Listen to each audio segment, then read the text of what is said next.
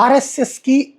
అలాగే బీజేపీకి తగాదాలు వచ్చినాయని సృష్టించే ప్రయత్నాన్ని బేస్ చేసుకుని తాజాగా జాగృతి ఏదైతే ఆర్ఎస్ఎస్ పత్రిక అసలు విషయాన్ని అంటే మోడీని విమర్శించారా, ఏ అంశం మీదన ఏంటన్న దాని మీదన ఒక వివరణాత్మక కథనాన్ని ప్రొజెక్ట్ చేసింది. ఎంతో విద్వేషాన్ని విమర్శలను ఎదుర్కొన్న తొణకకుండా తన పని తాను చేసుకుపోయిన కర్మయోగి, కులమతాలకు అతీతంగా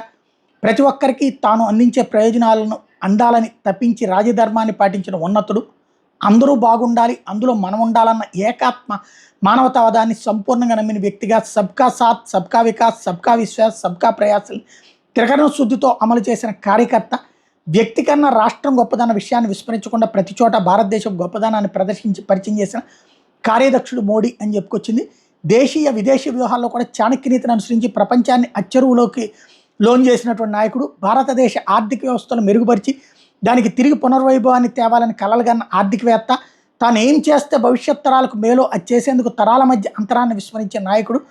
యువతలో కలిసిపోయి గేమింగ్, ఆర్టిఫిషియల్ ఇంటెలిజెన్స్ వంటి రంగాల గురించి తెలుసుకుని ప్రోత్సహించిన యువకుడు, తనను పొగిడినా విమర్శించినా ఒకే రకంగా స్వీకరించి చిరునవ్వుతో ముందుకు సాగిన స్థితప్రజ్ఞుడు, ఎన్నికల వేళ దేశంలోని అన్ని రాష్ట్రాలను ప్రజలను పలకరించిన నాయకుడు, మోడీకా గ్యారంటీ తన అక్క చెల్లెలకు అందిందో లేదో తెలుసుకునేందుకు తహతహలాడిన సోదరుడు, ఆకలి విలువ తెలుసు కనుకే దేశంలో నిరుపేదలకు ఉచిత రేషన్ ఇచ్చి వాళ్ళ కడుపు నింపడమే కాదు దేశం కటికే దారిద్ర్యాన్ని నిర్మూలించిన దార్శనికుడు,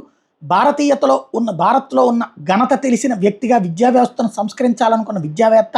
అభివృద్ధి ఎప్పుడూ మానవ కేంద్రితంగా ఉండాలన్న విషయాన్ని G20 దేశాలకు గుర్తు చేసిన రాజనీతిజ్ఞుడు, భారత్లో ప్రతిపక్షాలను విమర్శించిన విదేశాల వజ్రాన్ని గుర్తించాయి, ప్రతిపక్షాలు మాత్రమే ఆయన బొగ్గుగా భావిస్తున్నాయి, అందుకే అది ప్రసరించే వెలుగును చూడలేకపోతున్నాయి, తమ ఓటమిని మోడీకి ఆపాదించి తాము సంబరాలు చేసుకుంటున్న ప్రతిపక్షంలోని మూర్ఖత్వాన్ని కార్యకర్తలకు పట్టి చూపి వారిని ప్రోత్సహించిన వ్యక్తి,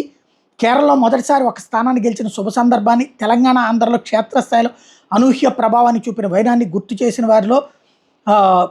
కొత్త ఉత్సాహాన్ని నింపినవాడు, తొలి ప్రధాని నెహ్రూ తర్వాత ఎవరూ చేయని గిమ్మిక్కుని చేసి ముచ్చటగా మూడోసారి ప్రధానిగా ప్రమాణ స్వీకారం చేసిన వ్యక్తి, తమ నాయకుడిని సూపర్ హీరోగా ఊహించుకుని భంగపడిన కార్యకర్తల ఫలితాలను అతిగా విశ్లేషించొద్దంటూ తండ్రిలా ఓదార్చి భుజం తట్టిన అనుభవజ్ఞుడు,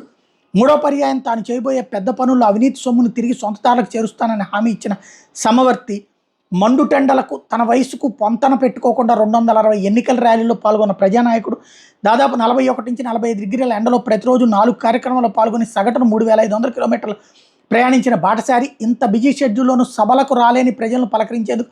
80 మీడియా ఇంటర్వ్యూలు ఇచ్చిన మాటకారి, 7 దశల్లో 82 రోజుల పాటు సాగిన ఎన్నికల ప్రచారంలో ప్రతిపక్ష నాయకులతో డి అంటే డి అంటూ తలపడిన యోధుడు, సభల్లో రహదారులపై తన కోసం నిరీక్షిస్తున్న ప్రజల కోసం తప్పించిన నాయకుడు, ప్రతిపక్షాలు తాను ఎక్కడ గెలుస్తానోనన్న భయంతో ఈవీఎంలను అడ్డుపెట్టుకుని చేసిన విమర్శలను పొగడ్తలా స్వీకరించిన వినయశీలి, నమోదు చేసుకున్న 2660 పార్టీలలో పోటీ చేసిన చిన్న పెద్ద పార్టీలతో ఎన్నికల్లో అభిమన్యుల్లో పోరాడి పద్మవ్యూహాన్ని ఛేదించగలిగిన ఊహించిన స్థానాలు దక్కకపోవడంతో కలిగిన నిరాశతో మనం ఆయన పడ్డ శ్రమను ప్రధానిగా చేసిన సేవలను విస్మరించడం అంటే నైతికంగా సరైన పని కాదు అని అందరికీ హితబోధ చేసింది జాగృతి.